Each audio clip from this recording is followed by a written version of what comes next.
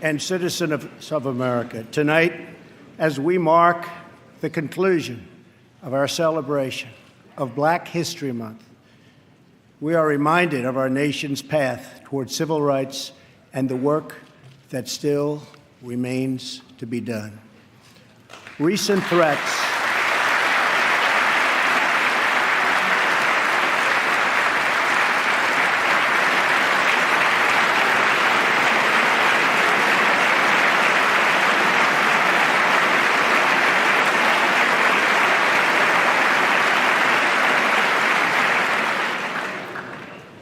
threats targeting Jewish community centers and vandalism of Jewish cemeteries, as well as last week's shooting in Kansas City, remind us that while we may be a nation divided on policies, we are a country that stands united in condemning hate and evil in all of its very ugly forms.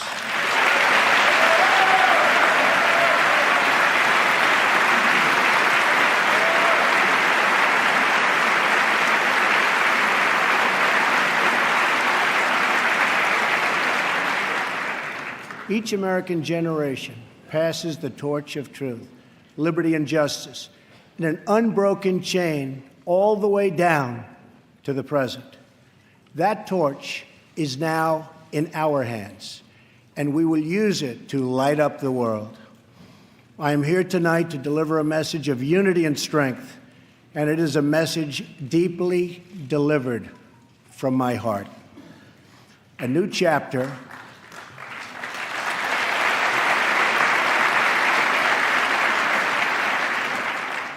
of American greatness is now beginning. A new national pride is sweeping across our nation, and a new surge of optimism is placing impossible dreams firmly within our grasp.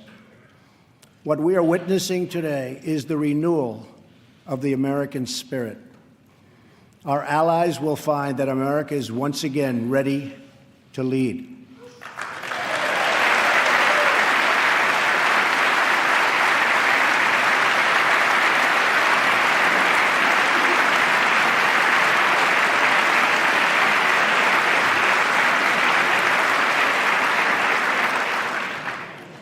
All the nations of the world, friend or foe, will find that America is strong, America is proud, and America is free. In 9 years, the United States will celebrate the 250th anniversary of our founding, 250 years since the day we declared our independence. It will be one of the great milestones in the history of the world. But what will America look like as we reach our 250th year? What kind of country will we leave for our children? I will not allow the mistakes of recent decades past to define the course of our future. For too long, we've watched our middle class shrink as we've exported our jobs and wealth to foreign countries.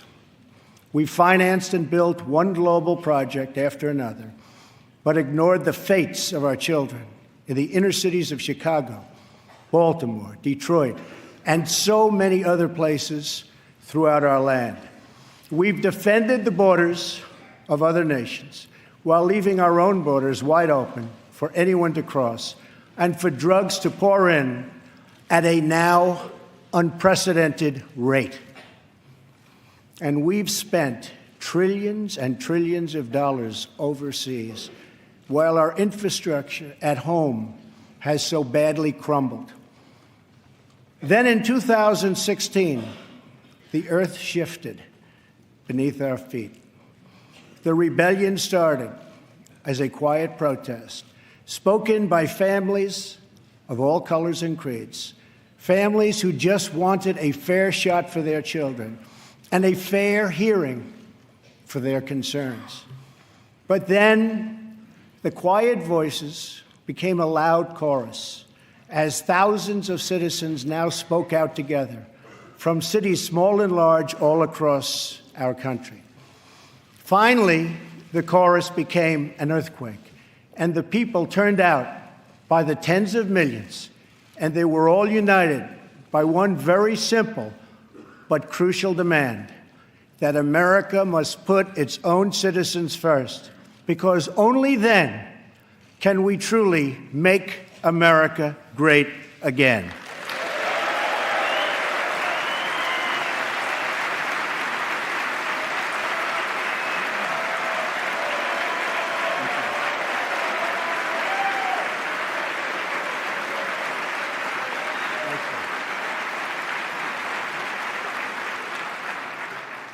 Dying industries will come roaring back to life.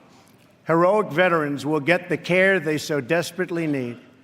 Our military will be given the resources its brave warriors so richly deserve.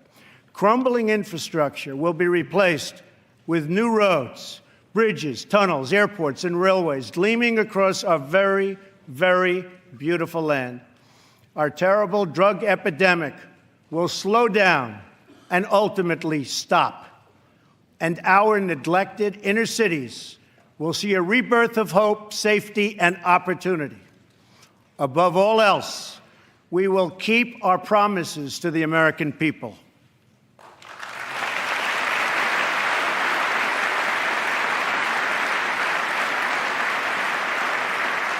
Thank you. It's been a little over a month since my inauguration, and I want to take this moment to update the nation on the progress I've made in keeping those promises. Since my election, Ford, Fiat Chrysler, General Motors, Sprint, SoftBank, Lockheed, Intel, Walmart, and many others have announced that they will invest billions and billions of dollars in the United States and will create tens of thousands of new American jobs.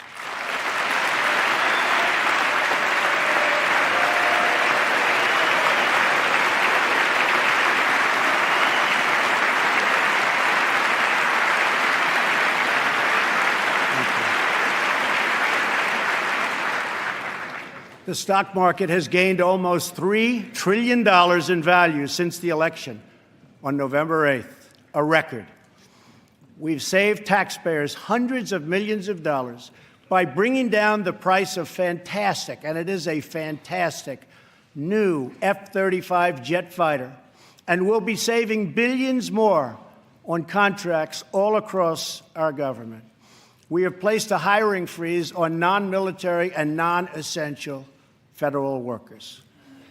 We have begun to drain the swamp of government corruption by imposing a 5-year ban on lobbying by executive branch officials and a lifetime ban. Thank you.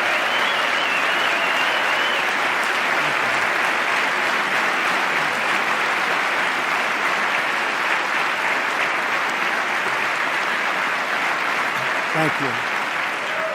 And a lifetime ban on becoming lobbyists for a foreign government.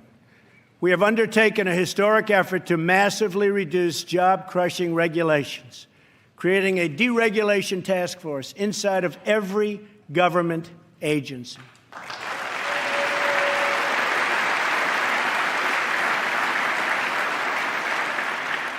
And we're imposing a new rule which mandates that for every one new regulation, 2 old regulations must be eliminated.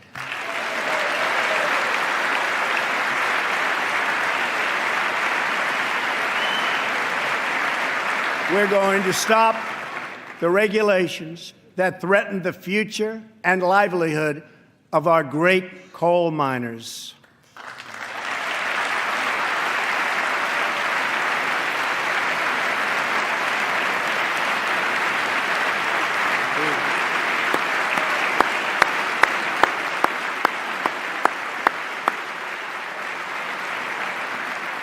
We have cleared the way for the construction of the Keystone and Dakota Access pipelines.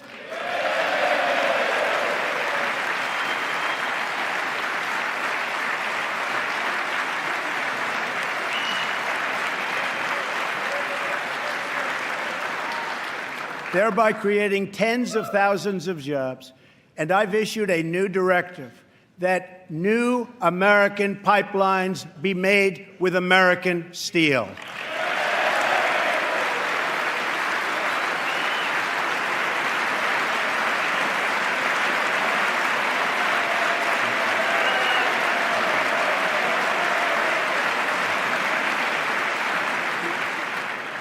We have withdrawn the United States from the job-killing Trans-Pacific Partnership.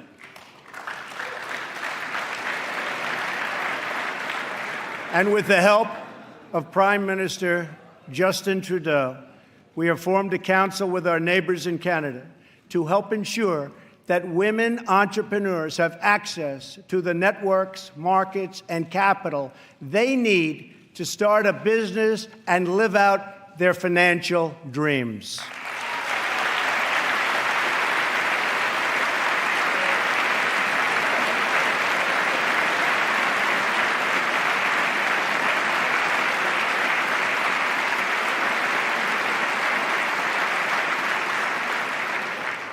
To protect our citizens, I have directed the Department of Justice to form a task force on reducing violent crime. I have further ordered the Departments of Homeland Security and Justice, along with the Department of State and the Director of National Intelligence, to coordinate an aggressive strategy to dismantle the criminal cartels that have spread all across our nation.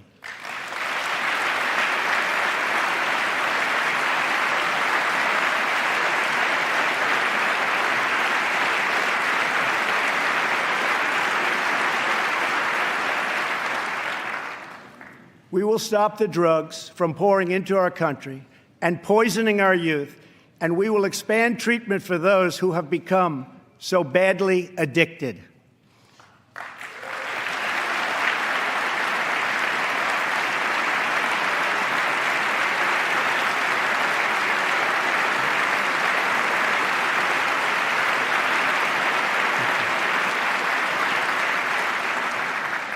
At the same time, my administration has answered the pleas of the American people for immigration enforcement and border security.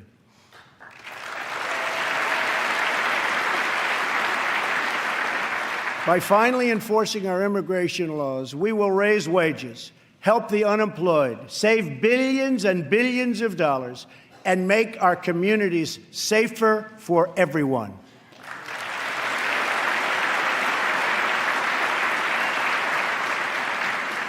We want all Americans to succeed, but that can't happen in an environment of lawless chaos.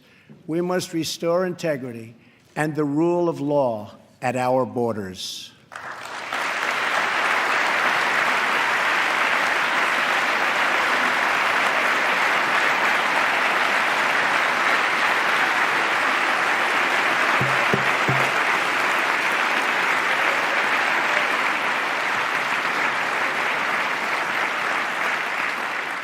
For that reason, we will soon begin the construction of a great, great wall along our southern border.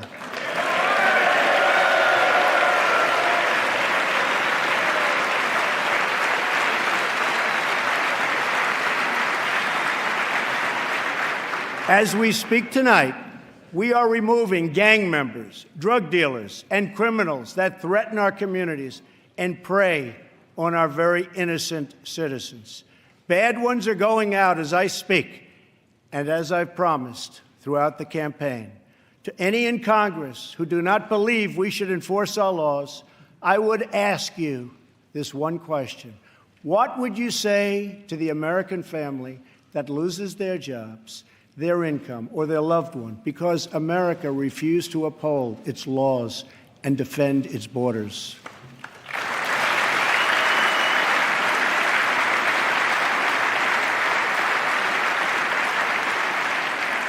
Our obligation is to serve, protect, and defend the citizens of the United States.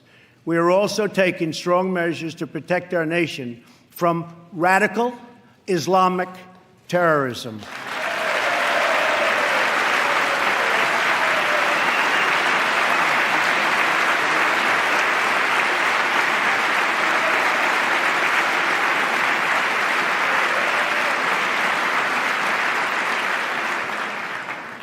According to data provided by the Department of Justice, the vast majority of individuals convicted of terrorism and terrorism-related offenses since 9/11 came here from outside of our country.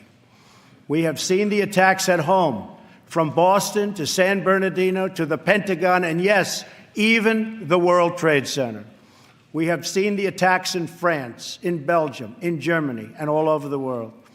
It is not compassionate, but reckless to allow uncontrolled entry from places where proper vetting cannot occur.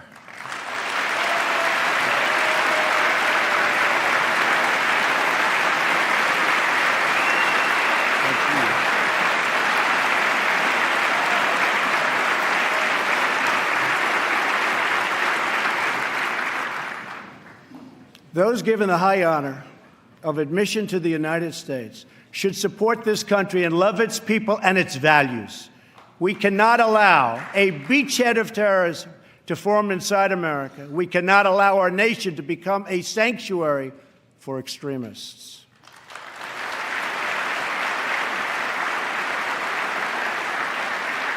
That is why my administration has been working on improved vetting procedures, and we will shortly take new steps to keep our nation safe and to keep those out who will do us harm.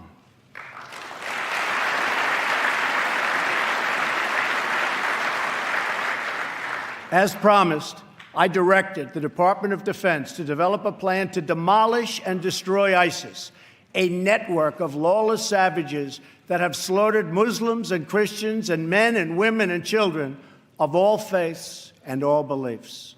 We will work with our allies, including our friends and allies in the Muslim world, to extinguish this vile enemy from our planet.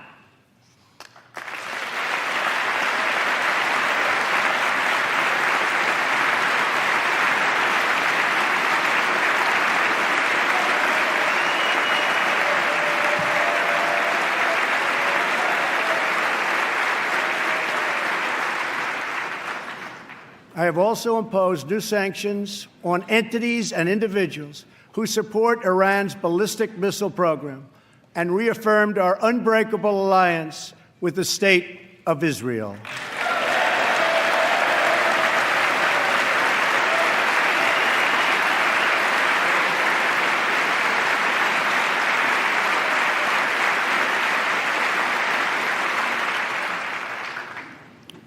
Finally, I have kept my promise to appoint a justice to the United States Supreme Court from my list of 20 judges who will defend our Constitution.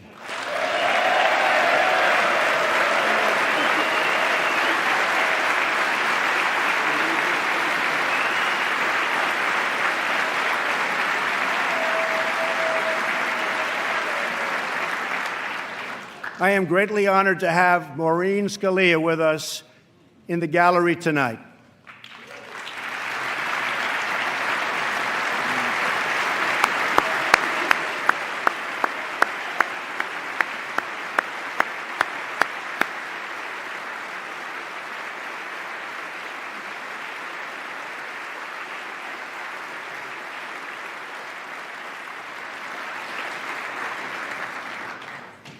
Thank you, Maureen. Her late great husband, Antonin Scalia, will forever be a symbol of American justice. To fill his seat, we have chosen Judge Neil Gorsuch, a man of incredible skill and deep devotion to the law. He was confirmed unanimously by the Court of Appeals, and I am asking the Senate to swiftly approve his nomination.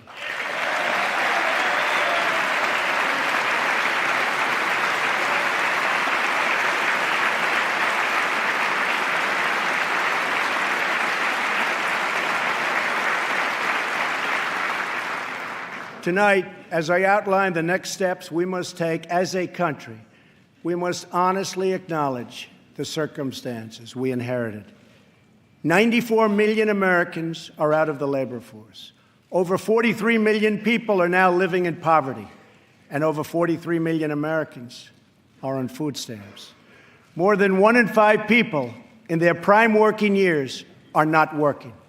We have the worst financial recovery in 65 years. In the last 8 years, the past administration has put on more new debt than nearly all of the other presidents combined. We've lost more than 1/4 of our manufacturing jobs since NAFTA was approved. and we've lost 60,000 factories since China joined the World Trade Organization in 2001. Our trade deficit in goods with the world last year was nearly $800 billion. And overseas, we have inherited a series of tragic foreign policy disasters. Solving these and so many other pressing problems will require us to work past the differences of party. It will require us to tap into the American spirit that has overcome every challenge throughout our long and storied history. But to accomplish our goals at home and abroad, we must restart the engine of the American economy, making it easier for companies to do business in the United States and much, much harder for companies to leave our country.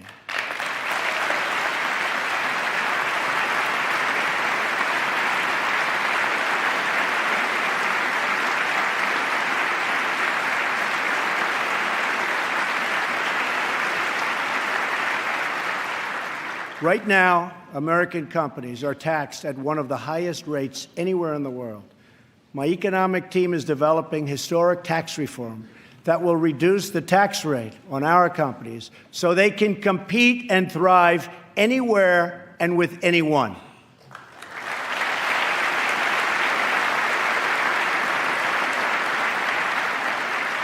It will be a big, big cut.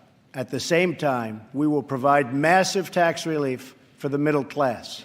We must create a level playing field for American companies, and our workers have to do it.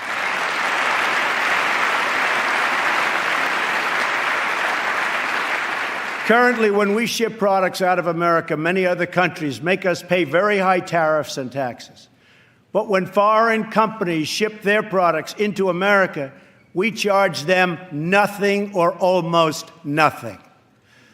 I just met with officials and workers from a great American company, Harley-Davidson. In fact, they proudly displayed 5 of their magnificent motorcycles made in the USA on the front lawn of the White House.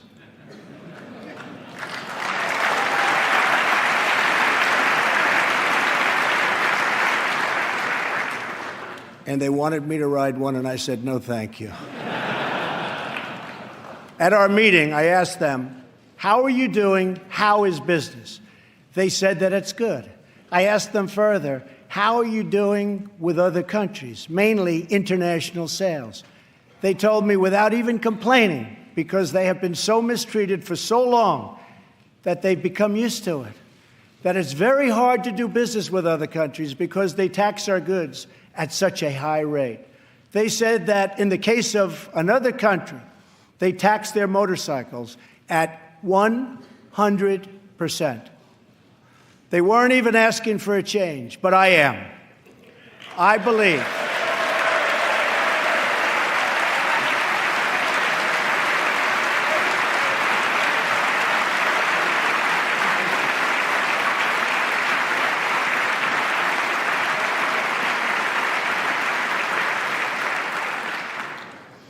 I believe strongly in free trade, but it also has to be fair trade. It's been a long time since we had fair trade. The first Republican president, Abraham Lincoln, warned that the abandonment of the protective policy by the American government will produce want and ruin among our people. Lincoln was right, and it's time we heeded his advice and his words.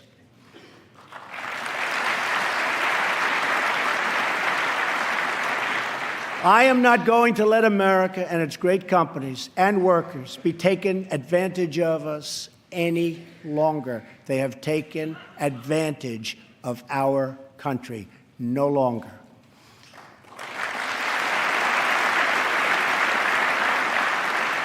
I'm going to bring back millions of jobs. Protecting our workers also means reforming our system of legal immigration.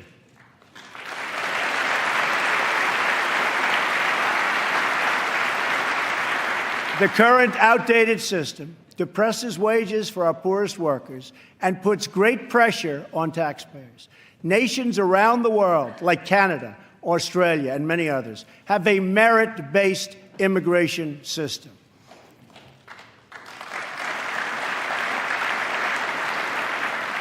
It's a basic principle that those seeking to enter a country ought to be able to support themselves financially. Yet in America, we do not enforce this rule, straining the very public resources that our poorest citizens rely upon. According to the National Academy of Sciences, our current immigration system costs American taxpayers many billions of dollars a year. Switching away from this current system of lower-skilled immigration and instead adopting a merit-based system, we will have so many more benefits. It will save countless dollars, raise workers' wages, and help struggling families, including immigrant families, enter the middle class. And they will do it quickly, and they will be very, very happy indeed.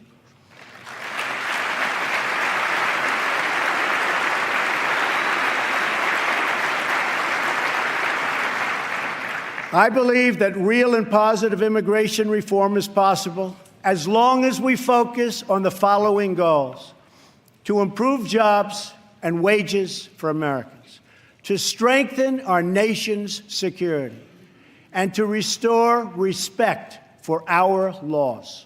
If we are guided by the well-being of American citizens, then I believe Republicans and Democrats can work together to achieve an outcome that has eluded our country for decades.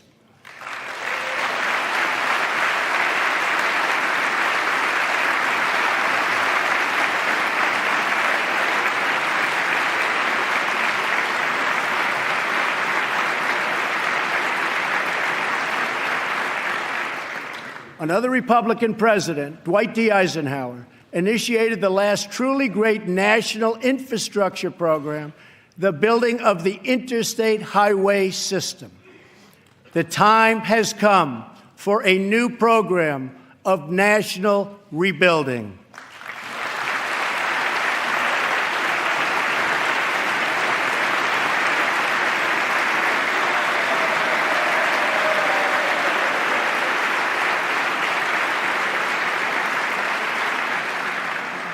America has spent approximately $6 trillion in the Middle East.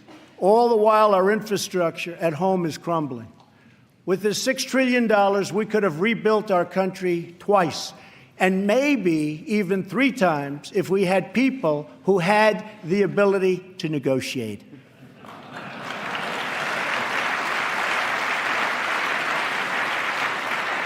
To launch our national rebuilding, I will be asking Congress to approve legislation that produces a $1 trillion investment in infrastructure of the United States, financed through both public and private capital, creating millions of new jobs.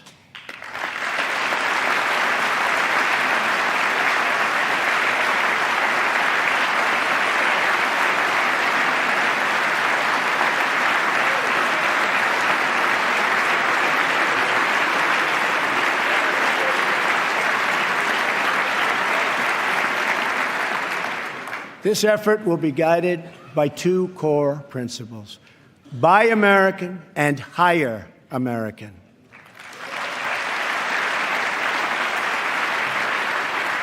Tonight, I am also calling on this Congress to repeal and replace Obamacare